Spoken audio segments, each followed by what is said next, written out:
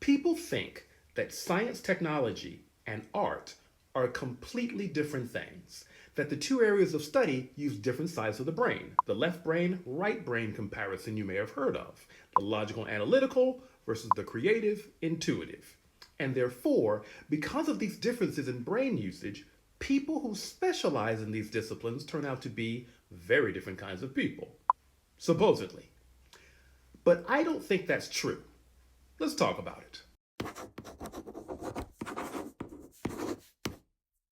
I have always been fascinated by science and technology, about how things work. Everything from car engines to computer microchips to electricity. I still remember my AP chemistry and physics classes fondly. But because of circumstances of life, I ended up on the music art path early. I started playing the violin when I was 11 and the viola when I was 15. And I was pretty serious about my music, serious enough to eventually choose it as a career. So while I was interested in the sciences, I had to put those interests aside in favor of my music studies. But the joy of figuring things out never left. So it comes as no surprise that what Elon Musk and SpaceX is doing with Starship and Polaris Dawn is absolutely fascinating to me. SpaceX is Elon Musk's rocket ship company. The goal of SpaceX is to build the technologies necessary to make life multi-planetary.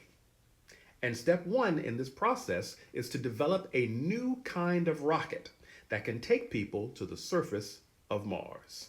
They're calling this new rocket they're building and testing Starship. Now, the Polaris program is a series of 3 human spaceflight missions that will test new technologies, do research, and culminate in the first flight of Starship with humans on board. And Polaris Dawn, which flew this past September 2024, was the first of these human spaceflight missions.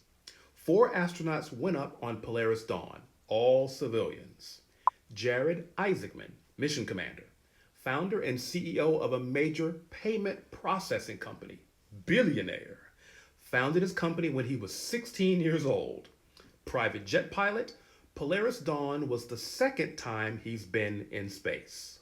Scott Kidd Poteet, retired Air Force Lieutenant Colonel and fighter pilot, was Director of Business Development and VP of Strategy for 2 of Isaacman's companies, and was Mission Director for Jared's first flight into space back in 2021. Anna Menon, Lead Space Operations Engineer and a Mission Director for SpaceX. She manages the development of crew operations for their flights. She has degrees in mathematics and biomedical engineering. She was mission specialist and onboard medical officer for Polaris Dawn. And Sarah Gillis. Sarah is a senior space operations engineer for SpaceX, overseeing the astronaut training program. She trained Jared and his crew for his first flight back in 2021. She has a degree in aerospace engineering, but most interestingly, she is a classically trained violinist, a very good one.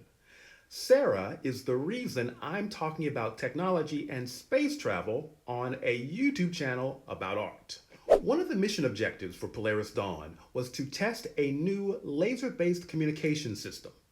And one of the ways they did it was Sarah did a live violin performance from space. She played Rey's theme from Star Wars The Force Awakens by John Williams. She collaborated with music ensembles from around the world to produce a really good music video. I'll put a link in the description below.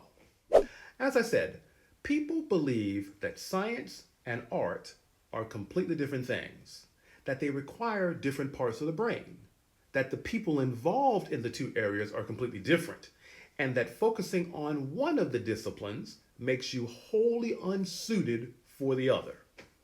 But that's not true. There is a ton of overlap. People doing science and technology, especially when they're innovating, are absolutely tapping into their creativity, intuition, and imagination. While people doing art, especially when they're bringing their creative ideas to life in the real world, are absolutely using their logical, analytical, linear faculties.